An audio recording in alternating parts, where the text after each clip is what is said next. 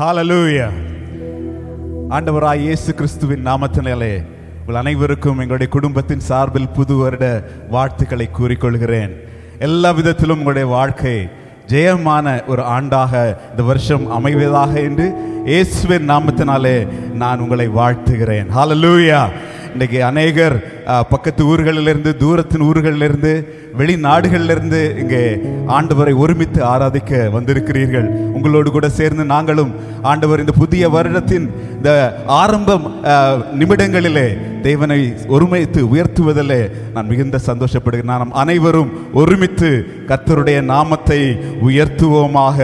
ஜெய கிறிஸ்து நம்மோடு கூட இருந்து இந்த வருடம் முழுவதும் நம்மை வழி நடத்தி செல்லுவாராக. ஆமென். ஒரு சில நிமிடங்கள் ஆண்டவர் என் உள்ளத்தில் வைத்த ஒரு வாழ்த்து செய்தியை உங்களுக்கு நான் கூறி செல்ல விரும்புகிறேன். அதற்கு ஆதாரமாக ஒரு வசனத்தை எடுத்து வாசிக்கலாம். உபாகமம் 20வது அதிகாரம் 4வது வசனம். Deuteronomy chapter 20 verse 4. உங்களுக்காக உங்கள் சத்துருக்களோடு யுத்தம் பண்ணவும் உங்களை ரட்சிக்கவும் உங்களோட கூட போகிறவர் உங்கள் தேவனாகிய கர்த்தர் என்று சொல்ல வேண்டும். ஆமென். உங்களுக்காக உங்கள் சத்துருக்களோட யுத்தம் பண்ணவும் உங்களை ரட்சிக்கவும் உங்களோட கூட போகிறவர் உங்கள் தேவனாகிய கர்த்தர். For the Lord your God is the one who goes with you to fight for you against your enemies to give you victory. இஸ்ரவேல் ஜனங்களை மோசே வனாந்தரத்திலே வழிநடத்தி செல்லுகிறார். தேவன் அவருக்கு ஒரு வாக்குத்தத்தத்தின் நாட்டை அவர்களுக்கு கொடுத்திருக்கிறார். இன்னும் சுதந்திரிக்கவில்லை. போகும்பொழுது வழியிலே அநேக எதிரிகள், அநேக நாடுகள், அநேகரை அவர்கள் மேற்கொள்ள வேண்டும். அந்த அதிகாரத்திலே முதல் வசனத்திலே போட்டிருக்கிறது, நீர் உன் சத்துருக்களுக்கு எதிராக யுத்தம் செய்ய புறப்பட்டு போகையில் குதிரைகளையும் ரதங்களையும் உன்னிலும் பெரிய கூட்டமாகிய ஜனங்களையும் கண்டால் அவர்களுக்கு பயப்படாயாக. உன்னை எகிப்து தேசத்திலிருந்து புறப்பட பண்ணின உன் தேவனாகிய கர்த்தர் உன்னோடே இருக்கிறார். மோசே ஜனங்களை யுத்தத்திற்காக, ஜெயத்திற்காக ஆயத்தம் பண்ணுகிறான். வழியிலே நீங்கள் அநேக எதிரிகளை பார்ப்பீர்கள், குதிரைகளையும் இரதங்களையும் உன்னிலும் பெரிதான கூட்டங்களையும் பார்ப்பீர்கள். பயப்படாதே என்று சொல்லுங்கள். அப்பொழுது இந்த ஜனங்களுக்கு சொல்லுகிற வார்த்தை, உங்களுக்காக உங்கள் சத்துருக்களோட யுத்தம் பண்ணவும் உங்களை ரட்சிக்கவும் உங்களோட கூட போகிறவர் உங்கள் தேவனாகிய கர்த்தர். ஹல்லேலூயா. உங்கள் தேவனாகிய கர்த்தர். நம்முடைய யுத்தம் மாம்சத்தோடும் இரத்தத்தோடும் அல்ல. நமக்கு ஜெயம் வேண்டுமானால் நாம் போராட வேண்டும். நமக்கு ஜெயம் வேண்டுமானால் அதற்கு பரீட்சை உண்டு. அதிலே நாம் ஜெயம் கொள்ளுவோம். நம்முடைய அந்த வருடம் முழுவதும் ஆண்டவர் நம்மை நடத்தி செல்லும் பொழுது உங்களுடைய வாழ்க்கையில் எந்த பகுதியாக இருந்தாலும் இந்த வசனத்தை பிடித்து கொள்ளுங்கள். இதில் நான் 3 காரியத்தை சுருக்கமாய் சொல்லி கடந்து செல்லுகிறேன். முதலாவது காரியம், நம்முடைய யுத்த களத்திலே, நம்முடைய வாழ்க்கையிலே ஆண்டவருடைய பிரசன்னம் நம்மோட கூட உண்டு. அது அந்த வசனத்தில் சொல்லப்பட்டிருக்கிறது, உங்களோட கூட போகிறவர் உங்கள் தேவனாகிய கர்த்தர். The Lord is in the battlefield. God's presence in the battlefield. ஆண்டவருடைய பிரசன்னம், ஜெய கிறிஸ்து நம்மோடு கூட இருக்கிறார். எப்படி நாம் இந்த யுத்தத்திலே நாம் ஏன் பயப்படாமல் இருக்க வேண்டும்? எப்படி இந்த யுத்தத்திலே நாம் ஜெயம் கொள்வோம்? காரணம், உங்கள் தேவனாகிய கர்த்தர் உங்களோட கூட இருக்கிறது. The Lord's presence is with you.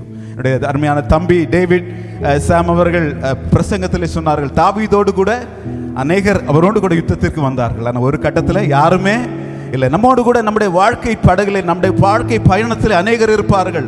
நம்முடைய நெருங்கின உறவினர்கள் இருப்பார்கள், குடும்பத்தினர் இருப்பார்கள். ஆனால் எல்லா கட்டத்திலையும் அவங்களால் நிற்க முடியாது. எல்லா சூழ்நிலையிலும் நம்மோடு கூட இருக்கிற ஒரே ஒரு உண்டு, அவர் கர்த்தர். உங்களோட கூட போகிறவர் உங்கள் தேவனாகிய கர்த்தர். அவர்கள் அந்த வாக்குத்தத்தப்பட்ட கானான் தேசத்திற்கு அருகிலே வரும்பொழுது அவர்களை நடத்தி சென்ற மோசே மரித்து போனான். இப்பொழுது ஆண்டவர் யோசுவாவை எழுப்புகிறார். யோசுவா 1வது அதிகாரத்திலே எப்படி இந்த மிக பலசாலிகளாய் இருக்கிற கானான் தேசத்தில் உள்ளவர்களை முறியடிக்க வேண்டும், எப்படி அதை சுதந்திரிக்க வேண்டும் என்று யோசுவாவுக்கு ஒரு கலக்கம் உண்டாயிருக்கும். அப்பொழுது அந்த முதல் அதிகாரத்திலே ஆண்டவர் 3 முறை சொல்லுவார், நீ பலங்கொண்டு திடமனதாயிரு, நீ பலங்கொண்டு திடமனதாயிருது என்று சொல்வார் 3 முறை.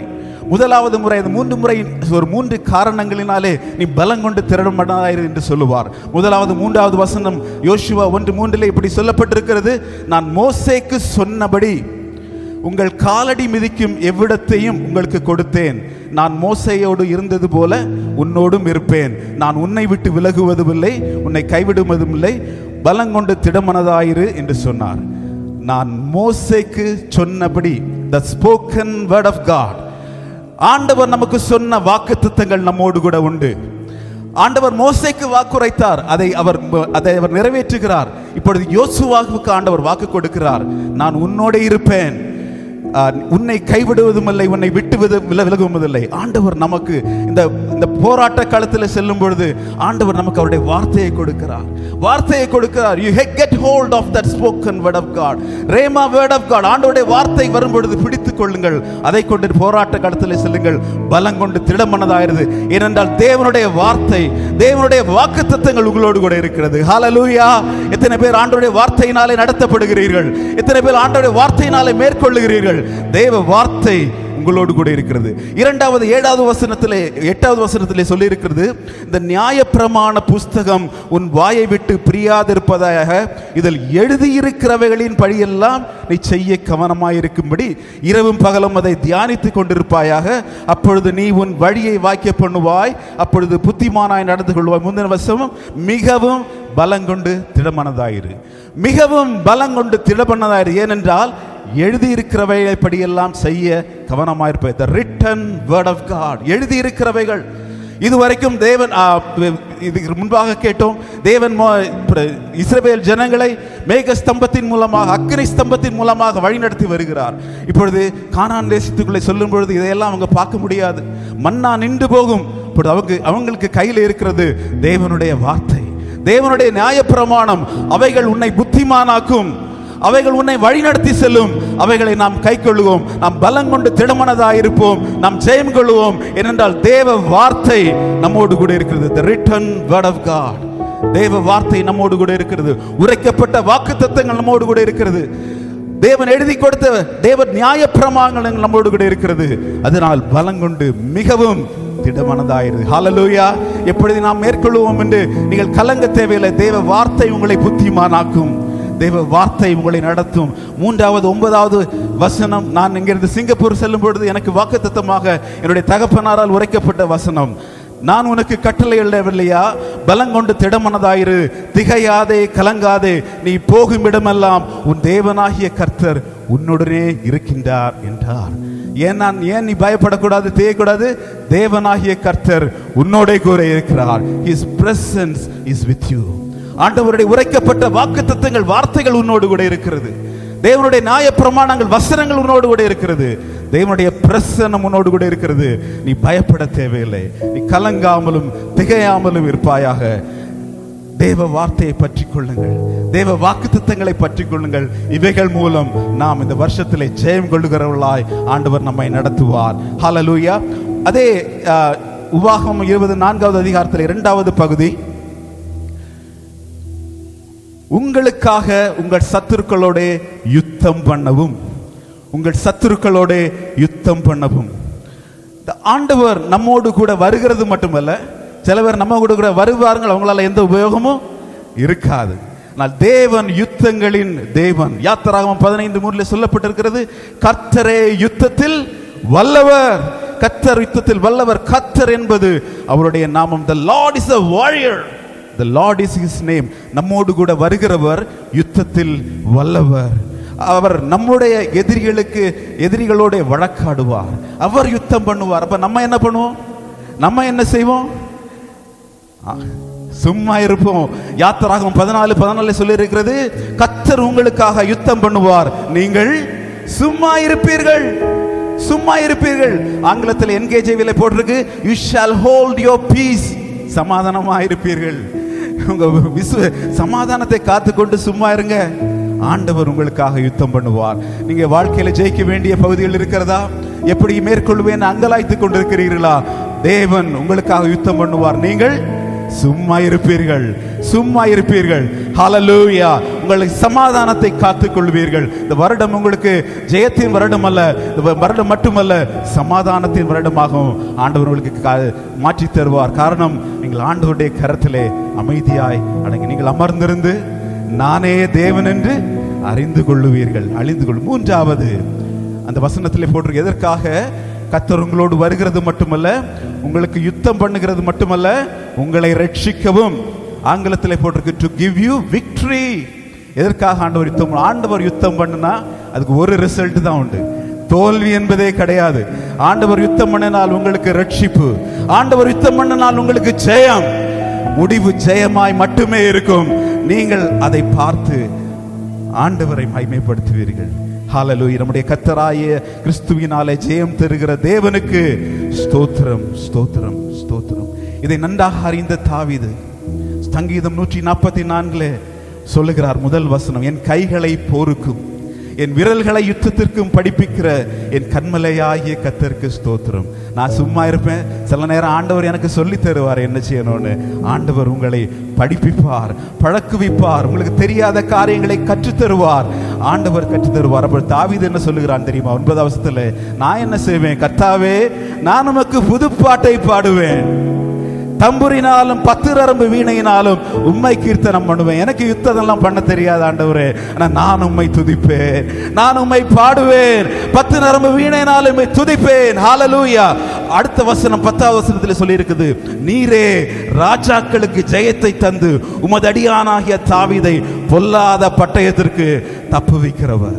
எனக்கு யுத்தம் பண்ண தெரியாமல் இருக்கலாம், நான் உம்மை துதிப்பேன். நீர் யுத்தத்தை பார்த்து கொள்ளுவீர், நீர் ஜெயத்தை தருவீர், நீர் உமது அடியானாகிய தாவீதை பொல்லாத பட்டயத்திற்கு தப்புவிப்பீர். இத்தனை பேர் கரத்தை உயர்த்தி, ஆண்டவரே நான் இதை ஆண்டவரே ஏற்றுக்கொள்கிறேன் அப்பா, Lord, I get it for me. நான் ஏற்றுக்கொள்கிறேன் ஆண்டவரே, நீரே ஜெயத்தை தருகிறவர், நீரே ஜெயத்தை தருகிறவர், நீரே ஜெயத்தை தருகிறவர். இந்த வருஷம் ஆண்டவர் அப்படி உங்களை நடத்துவாராக. கர்த்தராகிய தேவன் உங்களோடு கூட இருப்பார். His presence will be with you. அவர் உங்களுக்காக யுத்தம் பண்ணுவார். இந்த யுத்தத்திலே ஆண்டவர் ஜெயம் கொடுப்பார். He will give you victory. அதே சங்கீதம் 144 கடைசி 4 வசனங்களை உங்களுக்கு ஆசீர்வாதமாக நான் வாசித்து வாழ்த்து செய்தியை முடிக்கிறேன். 12 அப்பொழுது எங்கள் குமாரர் இளமையிலும் ஓங்கி வளருகிற விருட்சங்களைப் போலவும் எங்கள் குமாரத்திகள் சித்திரம் தீர்த்த அரமனை கற்களைப் போலவும் இருப்பார்கள். எங்கள் களஞ்சியங்கள் சகலவித வஸ்துக்களையும் கொடுக்கத்தக்கதாய் நிரம்பி இருக்கும். எங்கள் கிராமங்களில் எங்கள் ஆடுகள் 1000-10,000 பலுகும். எங்கள் எருதுகள் பலத்தவைகளாயிருக்கும். சத்துரு உட்புகுதலும் குடியோடி போகுதலும் இராது. எங்கள் வீதிகளில் கூக்குரலும் உண்டாகாது. இவ்விதமான சீரை பெற்ற ஜனம் பாக்கியம் உள்ளது. எல்லாரும் சேர்ந்து சொல்லுவோமா? இவ்விதமான சீரை பெற்ற ஜனம் பாக்கியம் உள்ளது. கர்த்தரை தெய்வமாக கொண்டிருக்கிற ஜனம் பாக்கியம் உள்ளது. கரங்களை தட்டி ஆண்டவரை மகிமைப்படுத்துவோமா? கர்த்தரை தெய்வமாக கொண்டிருக்கிற ஜனம் பாக்கியம் உள்ளது. ஏனென்றால் கர்த்தர் நமக்காக யுத்தம் பண்ணுகிற தேவன். The God who fight for us. உங்களுக்காக யுத்தம் பண்ணுகிற கர்த்தர். இதுதான் ஆண்டவர் கொடுத்த வார்த்தை. The God who fight for us. யுத்தம் பண்ணுங்க. நீங்கள் அமர்ந்திருங்கள், நீங்கள் சமாதானமாயிருங்கள், கர்த்தர் ஜெயம் கொடுப்பார். ஆண்டவர் உங்களை ஆசீர்வதிப்பாராக. இந்த வார்த்தையின்படி ஆண்டவர் உங்களை வழி நடத்துவாராக. கர்த்தர் உங்களை ஆசீர்வதிப்பாராக. ஆமென்.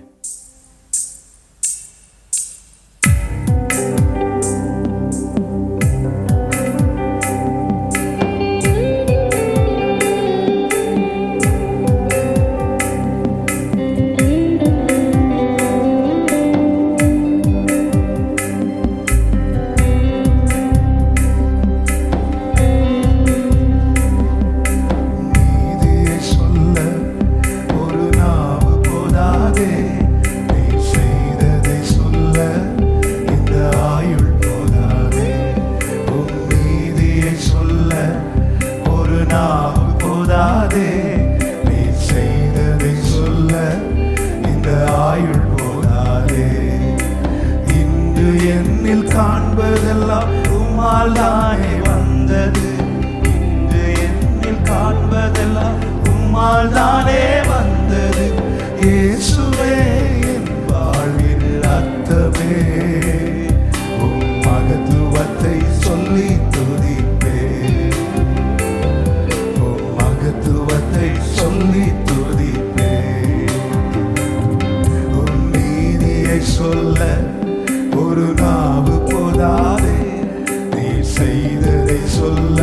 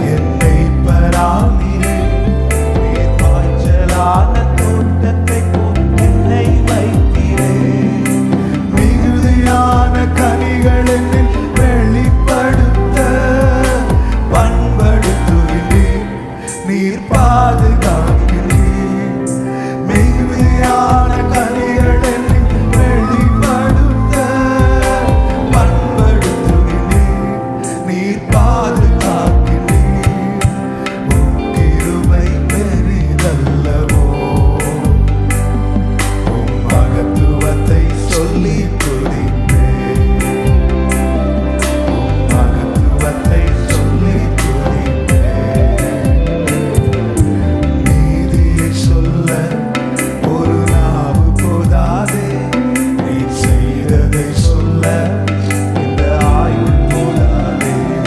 உம் நீதியை சொல்ல ஒரு நாவு போதாதே. நீ செய்ததை சொல்ல இந்த ஆயுள் போதாதே. இன்று என்னில் காண்பதெல்லாம் உம்மால் தானே வந்தது. இன்று என்னில் காண்பதெல்லாம் உம்மால் தானே வந்தது. இயேசுவே என் வாழ்வின் அர்த்தமே. உம் மகத்துவத்தை சொல்லி துதிப்பேன். உம் மகத்துவத்தை சொல்லி துதிப்பேன். நீதியை சொல்ல ஒரு நாவு போதாதே. நீ செய்ததை சொல்ல இந்த ஆயுள் போதாதே. உம் நீதியை சொல்ல ஒரு நாவு போதாதே. நீ செய்ததை சொல்ல எல்லாரும் சேர்ந்து சொல்லுவோமா? உம் நீதியை சொல்ல, உம் நீதியை சொல்ல ஒரு நாவு போதாதே. நீ செய்ததை சொல்ல இந்த ஆயுள் போதாதே. பாடுவீங்களா? உம் நீதியை சொல்ல ஒரு நாவு போதாதே. நீ செய்ததை சொல்ல எத்தனை பேர் சொல்றீங்க? இன்று என்னில் காண்பதெல்லாம் உம்மால் தானே வந்தது. இன்று என்னில் காண்பதெல்லாம் உம்மால் தானே வந்தது.